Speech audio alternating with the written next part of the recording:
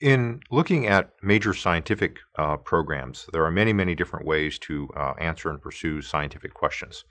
And the scientific community uses the Decadal Survey process of the National Academy of Sciences to orient and prioritize those questions.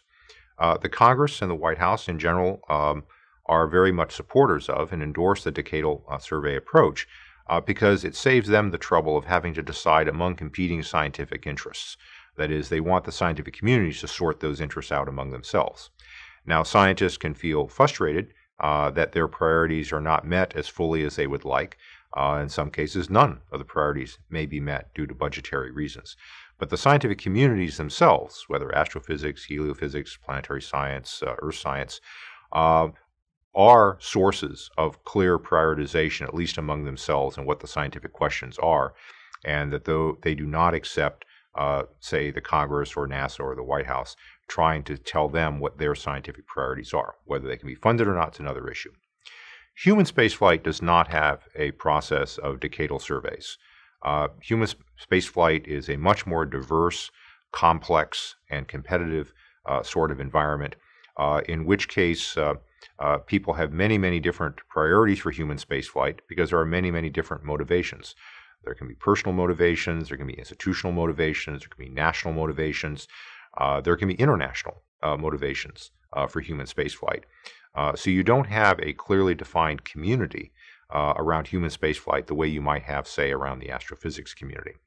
This makes life difficult for policymakers because they're subject to many, many different competing ideas for how exploration might be carried out.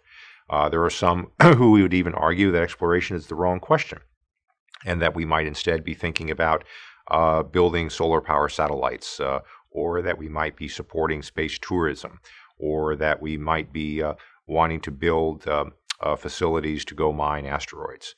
So exploration per se is not the only thing that can be done in terms of human space activity beyond low Earth orbit. So what is a policymaker to do when faced with all these different competing advocacies? They don't have a decadal survey system in which they can tell people to organize among themselves, because there is no single organized human spaceflight community. I think this problem actually poses within it the seeds of a solution, which is policymakers need to decide what is it and what set of interests they want space to serve, particularly human spaceflight to serve. Policymakers may decide they want it to serve industrial competitiveness. They want to use it to inspire a new generation of science and technology education. They want to use it to bind other nations to us in a tighter network of relationships to serve broader geopolitical goals. They may decide they want to do human spaceflight to demonstrate that their country is now one of the leading countries of the world capable of carrying out these activities, that is, that they're members of the club. Countries will have as many different motivations for involvement in space as individual humans will have. And so policymakers have a responsibility of deciding what their priorities are, and then in dialogue with the space agencies, decide how different alternative competing concepts that are available in the technical community can best serve those needs. That is, human spaceflight activity is not an end in itself for the space agencies. It is a tool and a means of advancing national interests. Now, there will come a day, I am hopeful, when there are humans in space who are there as private citizens, as tourists, proceeding with their own commercial and private sector interests, simply because that's what they wish to do. But if we are talking about the use of public resources, we have to talk about public accountability. And if talking about public accountability, we need to have an understanding about what priorities are being served and being met. In the case of China, for example, it's very clear that China is serving a range of national priorities through its spaceflight program. It's, of course, increasing the prestige of the Communist Party. It's serving as a source of nationalist pride. It's inspiring new generations of science and engineering. It's improving the quality of a supply chain and its industry by meeting the stringent requirements of spaceflight.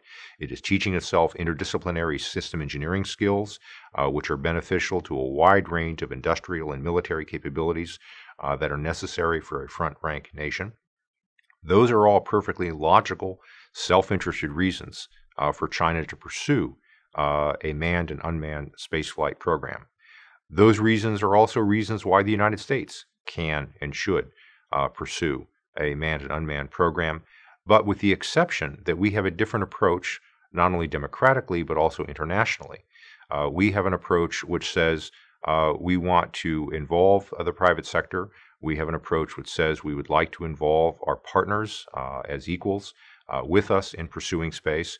And the reason we do this is not to dominate space, not to prevent others from operating in space, but because we want to see our values out there on the space frontier. That is, if humanity is to have a future in space, and there are many, many possible alternatives for that future, I hope that we have a future in space where our values of a liberal, tolerant democracy, respect for human rights, mixed market economy, are part of the values that are out there on the frontier. Space is more than simply sending our machines or even our DNA beyond the atmosphere.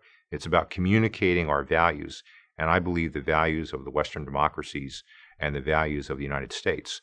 And so, as we support and serve a program of space exploration to advance national interests, it is not being done solely to advance our personal or parochial interests. It's being done to advance the values that hopefully we and other countries in the world share.